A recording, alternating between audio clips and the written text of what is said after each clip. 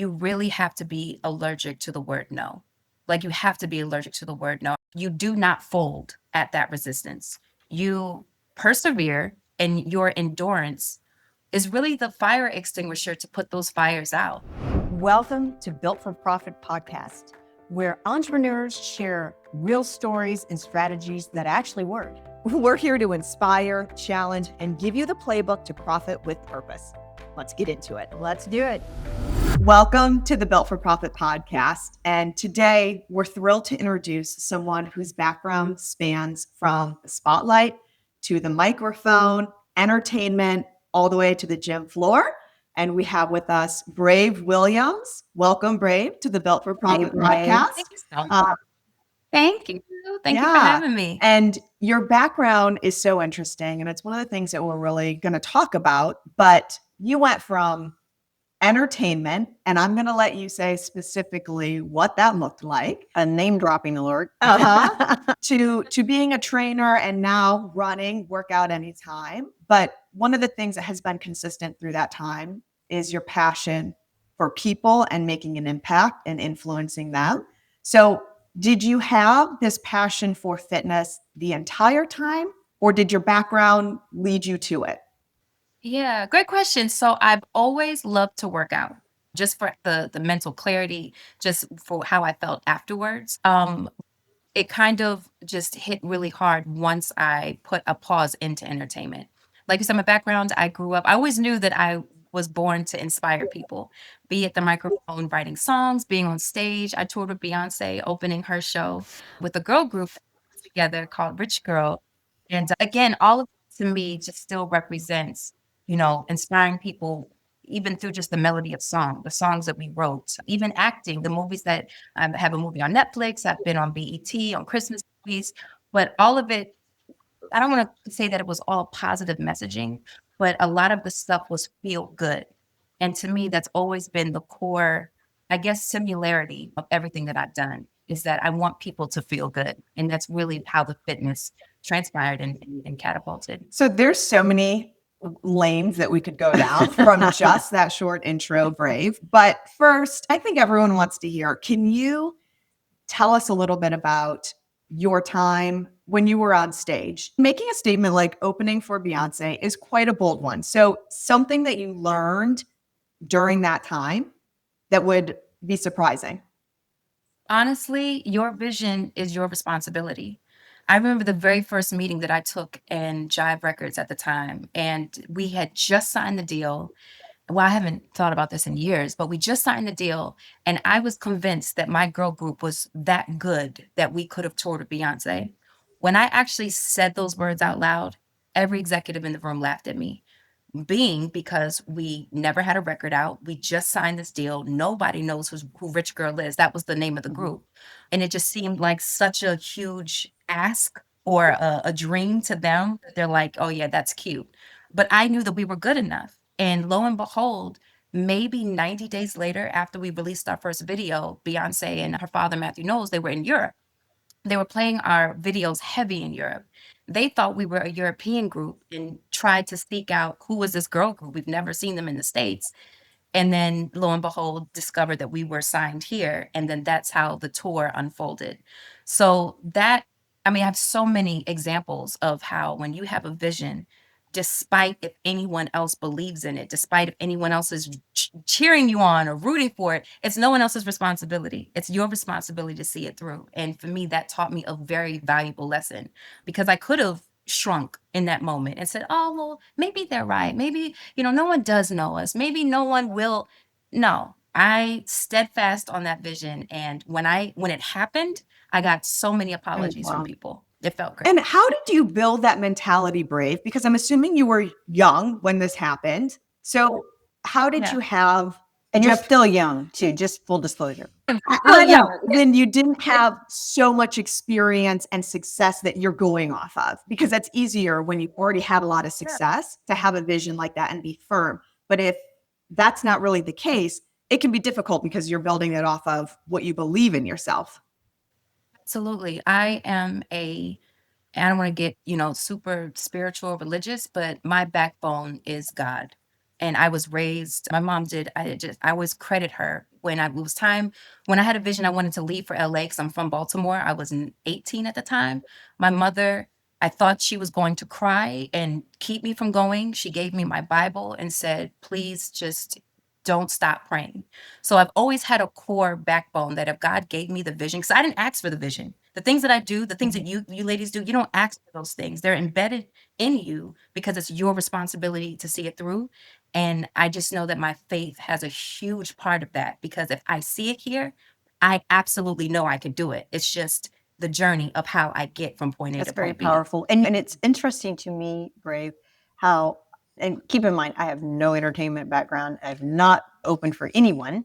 Is what my understanding is, if someone's in that industry, it's like you're on a ride. It's hard to pull back and just totally do something different. So how did you get from this it appears very successful vision of doing things in the entertainment industry, being on television, Netflix, to going, yeah, I'm gonna be a gym owner. I'm gonna make an impact in a different way. How did you get there?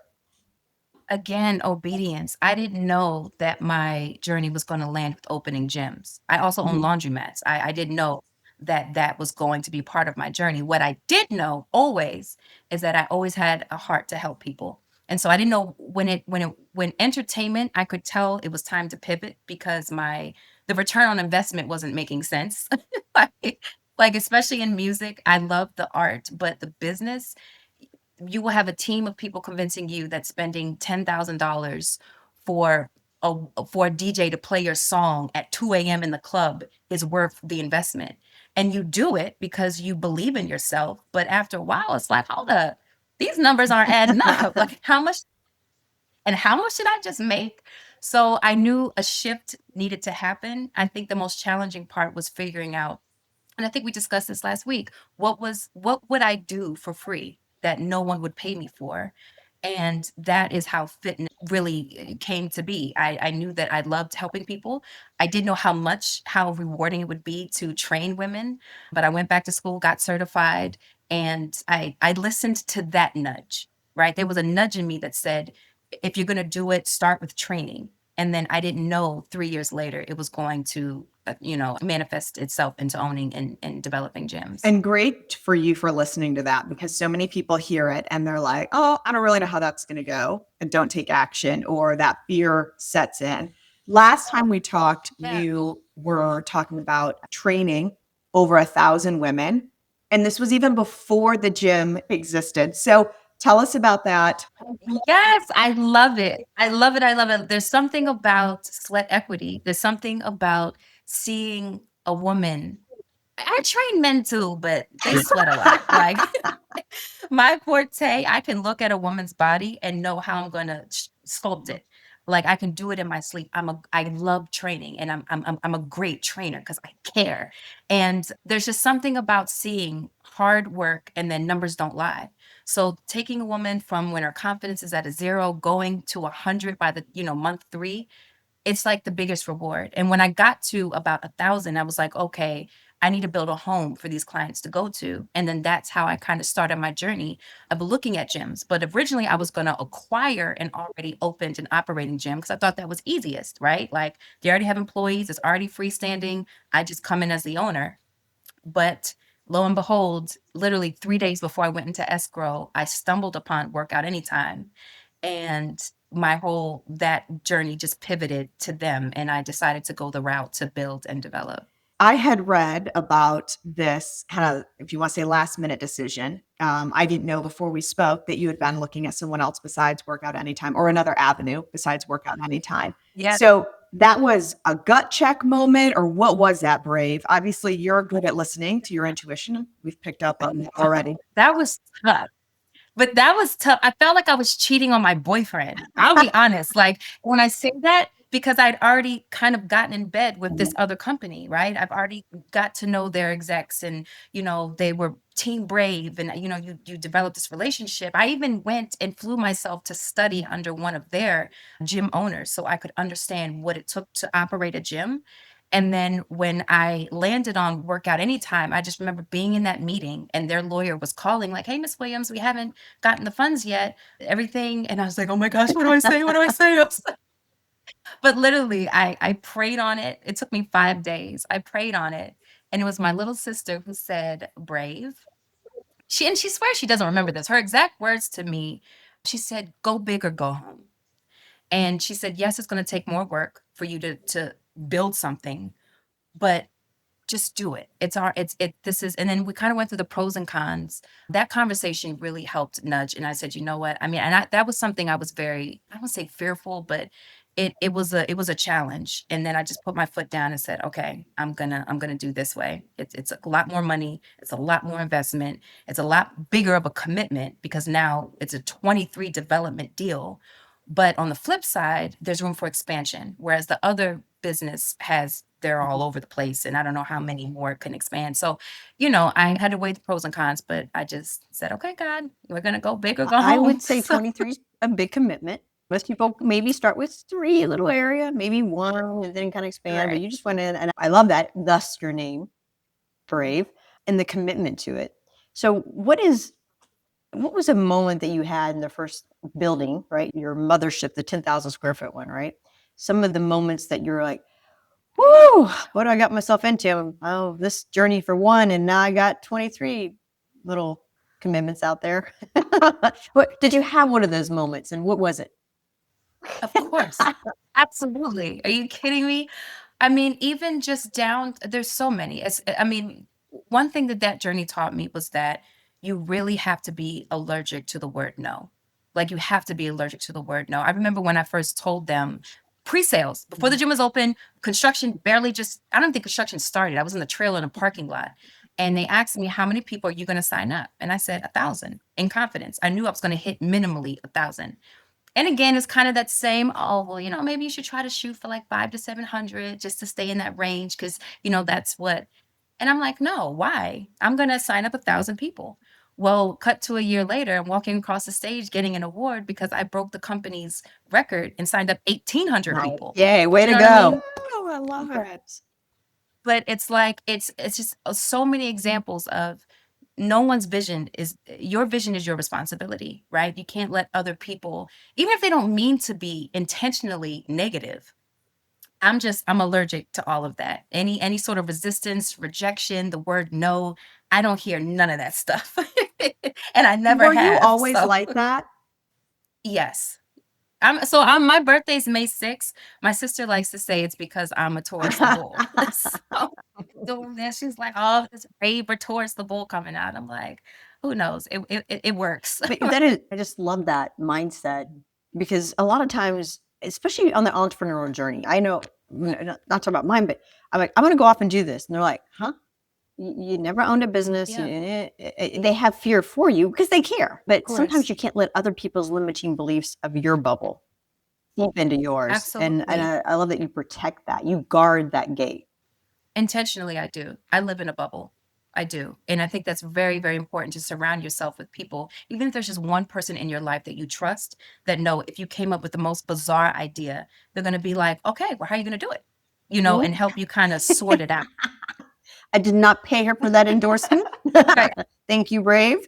Your mentality is just electric. It is vibrant. It is positive. It's, if I didn't believe in myself right now about something, I think I would call you and then I would believe in it. So that's a lot, I'm sure, with what you're doing with training, as it's a mental game and a physical game. Like, physically, you need to know the right exercises and your trainers need to know that. But it's such a mental game to have people stick with it, get the results that they're looking for, and have that transformation. So tell us a little bit about how you help instill that in other people, because your mentality is amazing, but you have to get theirs on the right page if they're going to have the transformation that you're looking for them to have.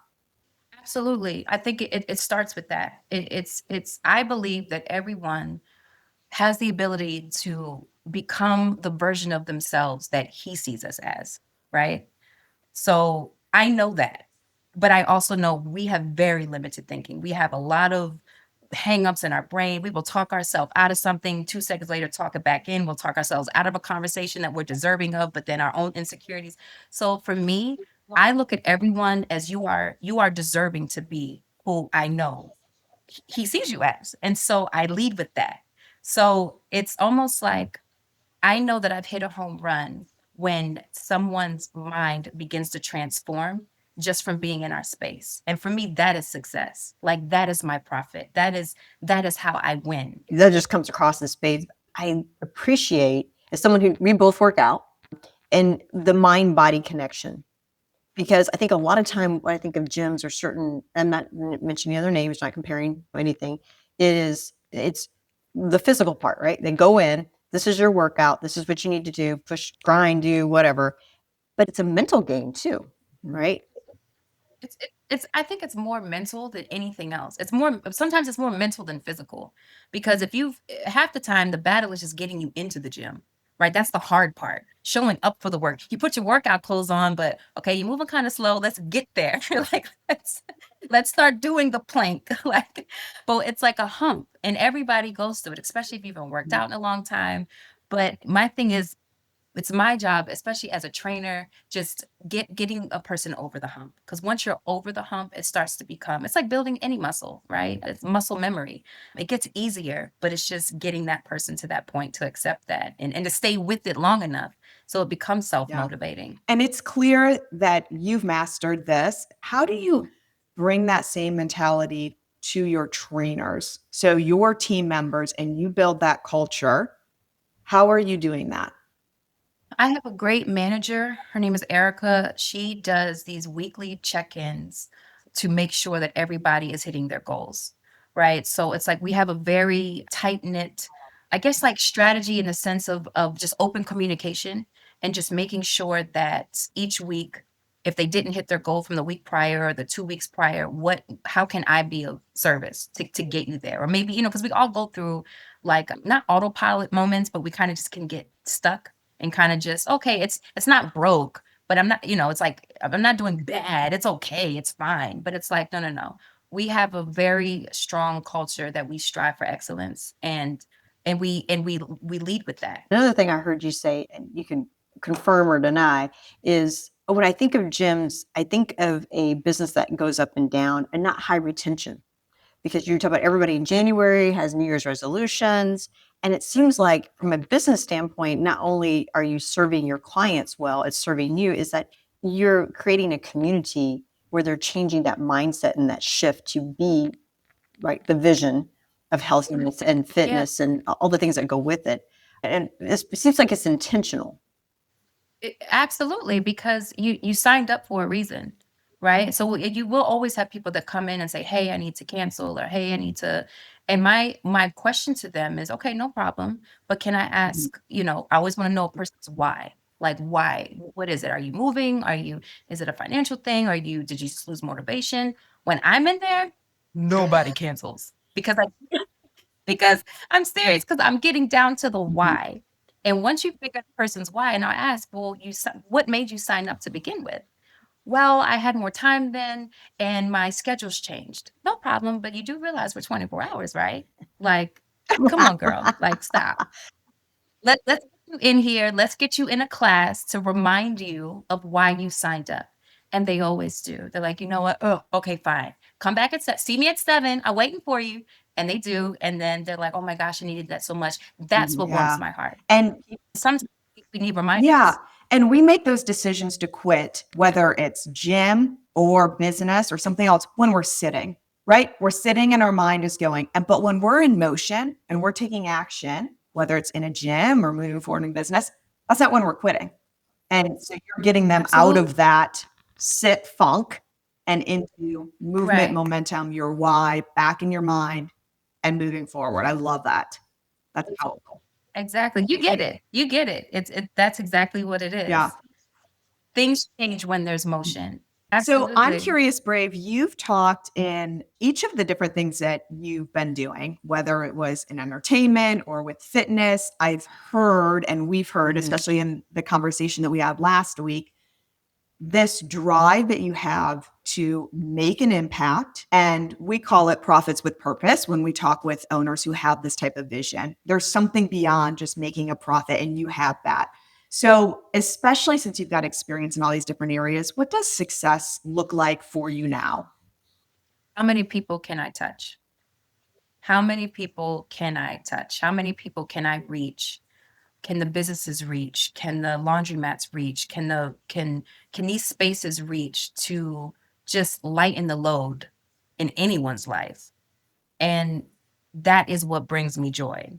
That is what brings me joy. Like when I walk in, and even if it's 11 p.m., if it's 11 a.m., whatever time, and I see people on the treadmills, when I see people on the ellipse, I cried last week. I walked in and I just got so emotional. Like, wow, like these people are changing their lives. They're trying, and they're leaving lighter, whether it's mentally lighter, physically lighter. So for me, that is what success looks like. When I walk into the laundromats and I see the kids, because we offer free pizza every Wow. day from 11 to 7 on the hour. You can get free sliced cheese or pepperoni. But when I see the kids go in there and they're like, pulling their parents into the laundromat because VIP Bubbles has free pizza. Come on, mom, you move it too slow. And they're excited and they're happy. And then I watch them eat it. And then it's just building spaces where people can just be happy in and relax in and enjoy whatever that service is for that 1 hour or that 2 hours, however long they're in there for. That's what makes me happy. And what That's what a what is great profit. tagline that you said her like lightening the load for VIP bubbles. And you know what's so interesting? So the laundromat is next to the gym. So the motto is drop a load, lose a load. So And you heard it here. I love it. And what a great idea is diversification, which I'm always big on. And you still have the physical ability where they're right next to each other to engage in both. And the impact alone, everything supports what you're saying. And we look for that alignment because they're talking about a bigger impact. You already made that commitment. And that's 23 locations. We'll yeah, have to on the 20th, we'll have to do like a reunion interview. union. That's right. A reunion for. I'm sure there was challenges along the way. So Oh as my God. you're sharing wisdom, because there's people at all different stages of entrepreneurship, everything from sitting in the living room going, I really want to do something different, or not sure what to do different, or in the throes, Yeah, right, of that yeah. journey. What wisdom would you want someone to have told you in the very beginning, or you want to share with them? Wow. There's so many things. Okay, two things. One, entrepreneurship, business, you have to be solution driven. It doesn't matter what situation you're faced with. There is a solution for you to find. Absolutely. I don't care if the loan officer tells you you can't get a loan. I don't care if the building department tells you you can't open on the day that you think you should. You're always going to be met with resistance. You do not fold at that resistance. You persevere, and your endurance is really the fire extinguisher to put those fires out. But if you fold, if you submit, if you are defeated early on, then it's done. To me, that's failing. So you have to be solution driven. And then you have to, this is what helped me a lot, is listen to those nudges. That intuitive spirit inside of you, it's more than just you convincing yourself. It's more than just you talking to yourself. That is your spiritual guide. And that nudge is there to help lead you. So as much as you may want to be resistant towards it, or it might look like it's too much work to follow it, follow it. Follow it and see it all the way through, because there is something waiting for you on the other side. That's really, really important. That saved me literally $107,000 for 2 years. A corporation was telling me, and I was paying it, my electric bill was $16,000 a month. I said, this is not accurate. This is not right. I drove to all the other local gyms just to see what their electric bill was that were 20,000 square feet, 30,000 square feet. The electric bill was like $3,000, $2,700 for 2 years. They argued me down. Miss Williams, just comes with opening a 24-hour facility. This is your bill. I don't know. There's nothing wrong with your meter. 2 years until finally I just broke down, because it was a pain to write that check every month. I didn't pay myself for weeks because Mhm. I couldn't. It's like choose. And so finally, I just remembered. I was literally, I had tears in my eyes. I was like, God, help me crack this code. Like, I don't want to give up. Is this my electric bill? Is Mhm. it like, is this what I signed up for? A name popped into my head from a gentleman 2 years before that helped me put in the meter. It was a shot in the dark. It was a Friday at 4 o'clock. I happened to call him. I said, hey, I don't know if you remember me, but you helped install my water meter. He's like, oh, yes, I remember you, Miss Brave. How's it going? I told him the situation. He said, I'm sorry, I'm not in that department anymore, but let me see what I can do. Tuesday, 9 a.m., he called me back. He said, wow, Miss Williams, you are right. We have been charging you 3 multiples over your bill. Not even kidding. And then I got a refund check a refund credit. I'm now fighting them for the money because they credited me $170,000 that I had overpaid. Now, my point in sharing that is I did not take my foot off the gas after 2 years of being told no. They sent electricians out, they sent their technicians out. There's nothing wrong. This is your bill, and just suck it up. But had I taken my foot off, had that nudge, if I didn't listen to that nudge to keep going, there's no telling how much more longer that could have put me out of business. But it's a God I didn't get put out of business. But 16,000 on only an electric bill, that's now, guess how much my electric bill is? $1,900. It's gonna take a long time to So use that credit. I know. I was thinking the same thing. I know, no, see, I don't have to pay electric for who knows how long at this point. Well, it's my grandchildren. Wait, but it's like it's so many examples of that where you will always be met with resistance. Nothing is going to be easy. No one's ever going to say, "Yes, Miss Williams, you've been overpaying us for," like, you have to be solution based, and you cannot take your foot off the gas when you have that nudge and something isn't right. If you feel something's not right, it's not right. But you have to do the due diligence to find out to get to the other side. And so great for you. I just love that you shared openly about listening to that nudge, but also that you are a faith-filled person and you do believe in God. And that's when he speaks, you're listening. And that comes through in every example that you've shared. And that's just so powerful because not everyone listens. Not everyone hears, but not everyone listens and then speaks about it openly. That's very admirable. Yeah. Well, I mean, it's the truth. I would have none of this. None of this. God accelerates. He accelerates. He catapults. Your resume may be this, my resume was entertainment. You couldn't have told me 5 years ago that now it'd be entrepreneurship and gyms and launch. Like, there was no, just listen. Just listen. People out, that's my word of advice. Just listen. He'll do the rest, but you have to do your part. Like I would say, the fear you feel is real. The reasons may not be. It's just moving through it and having faith. Do it scared. Absolutely. Do it scared, because you're always going to be scared. There's so many things that I'm faced with, like, okay, really? This, like, but do it scared. Elizabeth, wow, what an inspiring, uplifting podcast with Brave Williams. I'm ready to hit the work out gym. anytime. I might get, oh yeah, this is something you need to listen to in the gym. Absolutely. If you're an entrepreneur, if you are running a team and looking to inspire them, she hit on so many things that need to be shared. Nuggets of wisdom. So subscribe and share with other workout buddies and entrepreneurs. Inspirational and uplifting. One of the heaviest loads business owners carry are taxes and expenses. They can make or break your bottom line.